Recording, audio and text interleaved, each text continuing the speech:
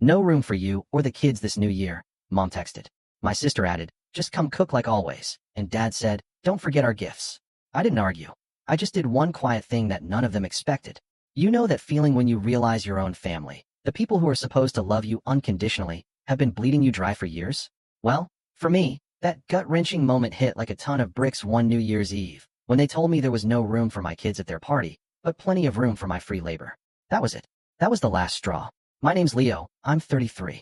I'm a chef, and for as long as I can remember, I've been the oldest kid in a family that treats food like a religion and me like their personal, unpaid priest. I run a little kitchen in a market hall. I'm up at 5 a.m., chopping onions until my eyes blur, and I still come home smelling like garlic.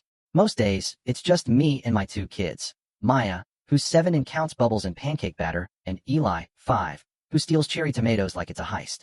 Their mom and I split when Eli was tiny, so it's my job to pack school lunches with masking tape labels that say things like, Maya, do not trade for a shriveled carrot. In my family, I'm the reliable one. It looks sweet in old photos, but in real life, it felt more like being the coat rack. If something needed doing, it landed in my hands. If someone forgot an errand, it became my emergency. If there was a party, I was the chef, the dishwasher, the planner, and the person who got thanked with, oh, Leo, you're the best. Of course, we can't pay you, we're family. My sister, Val, she's 29, an interior designer, with an Instagram that looks like a high-end catalog. Mom calls her our star, which is funny, because stars are just balls of gas, millions of miles away. And honestly, that's exactly how Val acted. Beautiful, distant, with a gravity that pulled everyone else out of orbit. I wasn't always the coat rack. When we were little, I was just the quieter kid who loved stirring pots and reading recipes like they were treasure maps. My dad used to laugh and say, real men grill, Leo, right before I'd correct his grill temp and his steaks came out gray. I learned pretty early that in our house, praise was a precious mineral, and it always had Val's name on the label. Your sister always had taste. Mom would coo, stroking a table runner like it was runway silk. Leo, don't overthink that sauce. I'd say, I'm not. And then, of course, I'd overthink it anyway. Becoming a chef made sense to me. Food is honest. It tastes like what you do to it. It doesn't smile at you while secretly keeping score. When I got my first line cook job, nobody cared if I was sensitive. They cared if my risotto held together. I like that. I even liked the burn on my wrist where the salamander kissed me. It felt like proof. But I still tried to be the good son. I showed up. I fixed Mom's clogged sink with a coat hanger. I took Dad to his cardiology appointment and snuck him a decent latte afterward. I hung 3 picture frames that Val just couldn't be bothered to level. I cooked for birthdays and just because nights, which, in our family, usually meant Val invited extra people and Mom panicked. Leo, could you whip up something light? Mom would say, already rummaging in my tote bag, knowing I always carried my knives. I didn't plan to cook tonight, I'd protest. Oh, you're so talented, honey. And that was that. I'd end up sweating in their kitchen while Val took selfies in the good light. The micro scene that still stings, that really etched itself into my memory, happened last fall. I'd brought Maya and Eli to Sunday dinner. I made a big pot of chicken soup because the kids had sniffles. We ate, and for a second, it felt normal. Warm bowls, spoons clinking, Eli fishing for the biggest carrot like he was deep-sea trolling. Then Mom looked at me and said, Leo, maybe next time make something, I don't know, more sophisticated. Your sister's friends are used to elevated flavors. I slowly set my spoon down. It's chicken soup, I said, for sick kids. Val laughed softly. Don't be defensive. You know we love your food. Dad chimed in. You should practice more plating. People eat with their eyes. Under the table, Maya whispered, I like Daddy's soup, and squeezed my hand. I smiled at her, kept my voice level. Noted. That night, after I'd bathed the kids in folded tiny socks, I wiped down our kitchen counter, sponge in hand, tasting that line again. Asterisk more sophisticated start. It was like a bitter pit in good fruit. I didn't know it then, but that was the first scrape of the match. The second would be a message. But not yet. First, there were years of small asks, small digs, and the kind of emotional math families do when they pretend debts aren't debts, because they were typed with a heart emoji. It started in my 20s. I was the first to move out, the first to work nights, the first to realize that being there for family was code for Leo will cover it. Can you front us $250 for the party favors? Mom texted one December when I was a line cook making $14.25 an hour. I'll pay you back Friday. Friday came and went. I never saw the money. The next Friday, Dad asked if I could bring a brisket for the vibe. I did the mental math. $1.68 a pound for the meat, $12 for spices, 6 hours of oven time I couldn't bill anyone for. We'll settle up after, he said. It's family. After never came. Instead, Mom posted a photo of Val holding a mason jar cocktail, captioned, so blessed. When my kids were born, the asks changed shape, but not weight. You're so lucky, Mom would say when I showed up with Maya in a sling and 2 trays of lasagna. Cooking comes naturally to you. Luck had nothing to do with it. Lasagna is hours of prep and a sink that looks like a crime scene. But nobody wants to hear a chef complain about cooking. It's like asking a lifeguard why they're wet. Val's asks were always framed as opportunities for me. Babe, I'm hosting a reveal. She'd call, nails clicking on her phone. Can you do past bites? Something wow, but not expensive. Also, no garlic or onions or dairy. And no carbs. That's air, I'd say. She'd laugh. You're hilarious. 7 p.m. sharp. The worst, though, was New Year's Eve, for years ago. I'd been saving for a new convection oven for my stall. I had exactly $2,130 towards a $2,800 price tag. Mom asked if I could help with a few things for NY. A few things turned into a menu that would make a caterer sweat. 6 appetizers, 3 mains, 2 desserts. Who's paying for ingredients? I asked, trying to keep my voice neutral. Oh, we'll reimburse, Mom said. You know how it is, we're tapped after the holidays. I put $412.79 on my card and kept the receipt folded in my wallet like an IOU you carry close to your pulse. On New Year's Day, I texted a photo of the receipt. Mom heart reacted and wrote, "Let's settle after Dad's bonus." The bonus bought Val a weekend in Palm Springs. The IOU bought me a lesson. It wasn't just money. It was time. Time I could have spent sleeping so I didn't nod off on the train. Time I could have spent with my kids, who counted the number of times I said, "one SEC," like it was a game. The little humiliations layered like phyllo dough. Leo, can you move your car? Val would say at her own party while I was plating. Our guests have nicer vehicles. Leo, don't use the good knives, Dad would say while I was slicing meat thin enough to see through for their guests. One July, I said I couldn't make it to a barbecue because I had tickets to take Maya to the aquarium. Mom texted back, "Family comes first." I stared at that message for a long time, then at my daughter's little blue jellyfish backpack, and chose the aquarium. That got me 3 days of cold silence, followed by, "We forgive you. Next time, let us know sooner so we can plan the menu." Plan the menu meant plan me. Then there were the loans that weren't really loans. $200 for a temporary shortfall. $150 until Friday. $80 because Val's client hasn't paid. I kept a note on my phone with dates and amounts, like I was managing petty cash at a job I didn't apply for. Over 3 years, the total hit $3,742. I never said the number out loud because saying it would make it real, and real would make me angry, and angry would make me the problem. When I did try to talk, it turned slippery. "Mom, about the receipts. We're good for it," she'd say, as if character was currency. "Dad, I can't do the next party, I'm behind at the shop." "You'll figure it out, you always do." "Val, I need a budget if you want those bites." "I'll tag you in my post," she'd say. Exposure, babe. The day I realized I was being used wasn't some dramatic epiphany. It was a Tuesday night in my apartment. The kids were at their mom's. I was alone at the table with bills, invoices, and a Tupperware of cold roast chicken. I opened my notes app to tally the running family tab, and for once, I didn't round down. I added the gas money I didn't need. I added the babysitter I booked so I could cook at Val's. I added the cake stand I replaced after Mom's friend knocked it off the counter and laughed. The number hit $4,186. I exhaled slow. In the quiet, I could hear the building's radiator tick like a metronome. I could also hear my own voice, saying the same sentence I say to my line cooks when a ticket comes in wrong. We own our choices. I closed the notes app and opened a fresh one. I titled it, Boundaries. Asterisk, I will not subsidize family events. I will not cook for free. My kids come first, always. No, is a full sentence. Asterisk, I wish I could say I sent that list right away, but families are sticky. The next day, Mom called. "We're thinking of doing a little something for Thanksgiving. Can you manage the turkey and a few sides?" "How many guests?" I asked.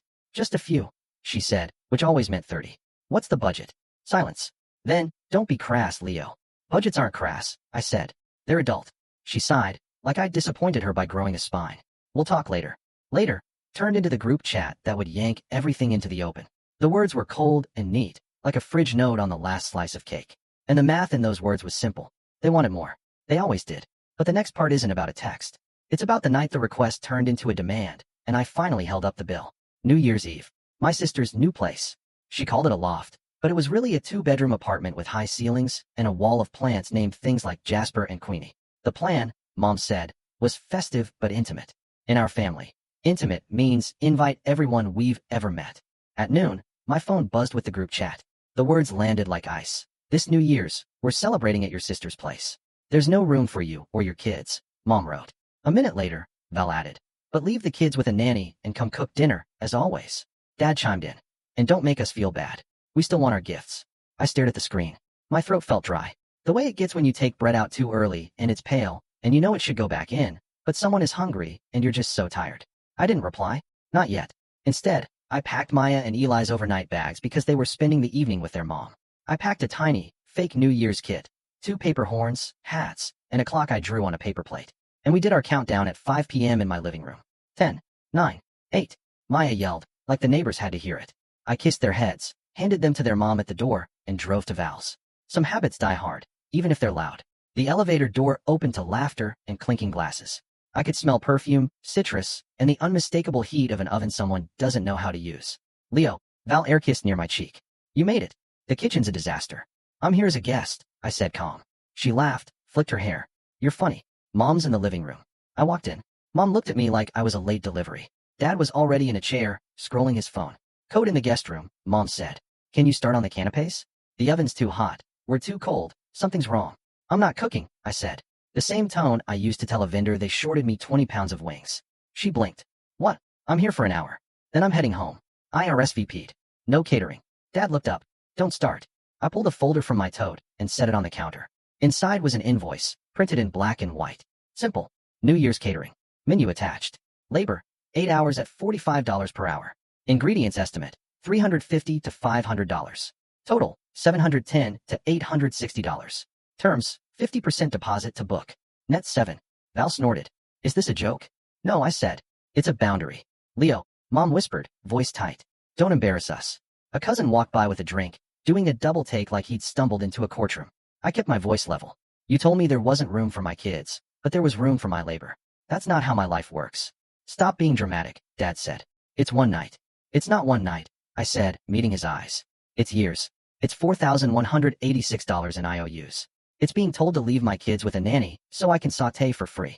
It's being told not to make you feel bad while you ask me for gifts. Val folded her arms. You always make things about money.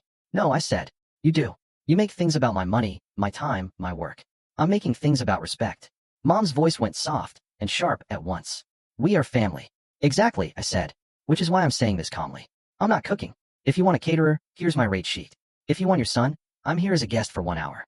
The room quieted in that heavy way rooms do when the music cuts off and everyone realizes the song was covering the tension. Aunt Leia edged over like a diplomat. Honey, can't you help just a little? No, I said. Not like this. Mom's eyes flashed. After everything we've done for you. I held up a hand. This isn't about revenge. This is about closure. Dad scoffed. Closure on what? On me being the coat rack, I said. On you weaponizing, we're family, to get professional labor for free. On being told there's no room for my kids, but there's room for my hands. Val took a step closer, voice dropping. You're ruining my night. I looked at the island, covered in half-prepped ingredients. Your night was built on a person you don't respect. For a second, I thought Dad would yell. Instead, he leaned back and said, if you walk out, don't come back. I nodded. That's a boundary too. Mom's jaw clenched. At least don't make a scene. I'm being very quiet, I said. And I was. My heart wasn't even racing. It felt like plating a dish I'd practiced 100 times. I took my coat from the guest room, walked back through the living room, and put the invoice on the counter like a truce flag with numbers on it. As I reached the door, Mom said, we still expect our gifts. I turned. You're getting one. It's called me not lying to myself anymore. Then I left. The elevator doors closed. In the polished steel, I saw my face. Tired, yes, but steady. At midnight, while strangers cheered, I sat on my couch with a bowl of reheated soup and texted, Happy New Year, to 2 small people who are the only ones entitled to my free labor, forever. The first day of the year came with 23 missed calls. By noon, the count hit 41. 3 voicemails from Mom that went from frosty to tearful to weaponized nostalgia. 2 from Dad. Call me back and grow up. 7 texts from Val. A photo of a collapsed tart, a video of sparkler fountains, a paragraph about how my energy ruined her vibe, and 1 line that said, you should apologize to Mom. I put my phone face down and made pancakes with the kids when they came back that afternoon. Happy New Year, redo, I said, and we ate them in a fort. On January 2nd, my Aunt Leia sent a long message that started with, I love you, and ended with, just help them this once. I typed and deleted 4 replies before sending. I won't be discussing this via group text. If Mom and Dad want to talk respectfully about the future, I'll answer. No more arguments about the past. I expected quiet after that. What I got was escalation dressed as concern. Mom, we're worried about you. Me, I'm fine. Mom, you've always been sensitive. This isn't healthy. Me, my boundary is healthy. Dad, your mother didn't sleep. Me, that's unfortunate. Dad, we're disappointed. Me, I know. Val posted a carousel on Instagram. Grateful for a beautiful new year with family. In slide 3, you could see the raw tart I didn't bake. In slide 5, a picture of Mom's eyes looking too bright. The caption ended with, "Some people care about themselves more than others." I didn't engage. I turned off notifications and went to work. At the stall, the market felt normal. The same woman ordered the same roast chicken sandwich and said it tasted like Sunday at Grandma's. A teenager told me he wanted to cook for a living and asked which knives to buy. I said, "Whichever you'll sharpen." It was almost enough to forget the buzzing rectangle in my pocket. On January 4th, I got a spreadsheet. I'm not kidding. Val emailed a Google sheet titled Leo's Contributions. It listed family events with columns for food cost, market rate, and credit for exposure. The final row subtracted imaginary Instagram value from actual labor and concluded I owed them gratitude. I stared at it. I closed it. I wrote back one sentence. "Please send any invoices for services you believe you provided. I will do the same." Then I did. I sent a single, clean invoice for $4,186 labeled Historical Reimbursements and Labor Credits. Terms, net 30. A note at the bottom read, "Going forward, my availability is limited. Bookings require deposit. My kids are not optional." It sounds cold. It wasn't. It was the least emotional thing I'd done with them in years. Mom called within minutes. "Is this a joke?" "No," I said. "You're charging your family. I'm collecting what you promised." That's not how love works. Love doesn't ask me to hide my children or work for free. You're punishing us. "This isn't about revenge," I repeated, because people forget new language the first time they hear it. "This is about closure." She switched tactics. "We'll talk when you calm down." "I'm calm right now." She hung up. The next week was a parade of accidental run-ins. Dad dropped by my stall because he was nearby, then stood in front of my line and said, "So, you're really doing this?" in a voice loud enough for customers to hear. I smiled and said, "What can I get started for you?" He left without ordering. Val left a bag at my door, stuffed with return gifts I'd given her kids, puzzles, books, a sweater with tiny rockets. There was a note. "Until you apologize." I packed the things, drove to a shelter that takes children's items, and donated them under my kids' names. On the receipt, I wrote, "From Maya and Eli." Happy reading. The market manager pulled me aside one morning. "Everything okay, Leo? Your dad came by. He seemed intense." "I'm handling it," I said. At home, the quiet felt different. Not empty, just wide. I started doing things I hadn't had time for. I went to a parent-teacher meeting and actually sat, not hovering by the door like I needed to sprint to someone else's kitchen. I taught Maya how to crack an egg with one hand. It took 10 tries and half a dozen shells, and then she nailed it and shouted like she'd scored a goal. Eli put on my apron and said, "Chef Eli reporting for duty," and I almost cried into a bowl of potatoes. I started running on the river path 3 times a week, slow but steady. And I stopped drinking coffee at 10 p.m. just because I was on autopilot. The calls kept coming, but less often. The tones softened from anger, to manipulation, to the one they thought would hook me. Nostalgia. "Mom, remember when you used to make cinnamon toast for Val after school?" Me, "Yes." "Mom, you were always such a good brother." Me, "I still am. I'm just not a doormat." Silence. Then came the money play. Dad texted, "Your invoice is unreasonable. We've done things for you too." "What things?" I asked. "Rides, support, family." I sent a revised invoice with line items and screenshots where Mom had literally typed, "We'll reimburse." I added a second page, credits given to make it fair. Gas money I didn't charge. Hours I rounded down. 2 cakes I wrote off because they were for Grandma, and I loved her more than fairness. The new total was $3,930. I hit send. On day 29, Mom texted, "Can we have more time?" "Yes," I replied. Net 60. She sent a heart. Then, "Please bring a salad to Aunt Leia's birthday Saturday. It would mean a lot." "No," I wrote. "But I'll come for an hour with the kids." "It's a seated dinner," she shot back. "No kids, then it's a no." She didn't reply. I went anyway because Aunt Leia has always been kind. I brought flowers. I brought my kids. We stayed an hour. When Mom tried to tug me toward the kitchen with a stack of plates, I said, "I'm not working tonight," and returned to coloring dinosaurs with Eli. Driving home, Maya asked, "Are we in trouble?" "No, baby," I said. "We're doing something new." It feels weird at first. On day 45, Val emailed a link to a catering company with the subject, "Since you're busy." I replied, "Great choice. Their rates are fair. Book early." On day 60, a check arrived in the mail. It wasn't for the full amount. It was for $1,500, with a sticky note that said, "Good faith." I took a photo of it next to the invoice and replied, "Received $1,500. Remaining balance, $2,430. Net 30. I felt ridiculous and alive at the same time. Then something shifted that I didn't expect. Mom sent a text without emojis. "I miss the kids. Can we see them Saturday? No cooking, just visit. 2 hours." I wrote, "Our place. We'll order pizza. You can bring a board game." They came. It was awkward for 15 minutes, and then Eli made Dad laugh with a joke about broccoli that wasn't funny, but he sold it like a pro. Mom brought a board game and only corrected Maya's rules twice. When they left, Mom hugged me stiffly and said, "You're stubborn." And I said, "I learned from you." and we both managed a smile that wasn't sharp. The rest of the money arrived a week later. A cashier's check. No note, just numbers. I deposited it and closed the notes app with the tally. I didn't feel triumphant. I felt balanced. The next invite was for a spring brunch. The message read, "We'd like to host a small thing. You're welcome with the kids. No work required. If you want to bring something, bring yourself." I didn't trust it, but I went. I brought store-bought muffins, because pettiness can be delicious in 12-count assorted. Val stood by the window with a Bloody Mary and said, "You've changed." "Not really," I said. "I just stopped paying for the same lesson." She rolled her eyes. "You think you're better than us?" "I think I'm better to myself." She didn't like that, but she didn't hand me a cutting board either. That night, after I tucked the kids in, I sat at the table where I write menus and bills and grocery lists. I wrote a different kind of list.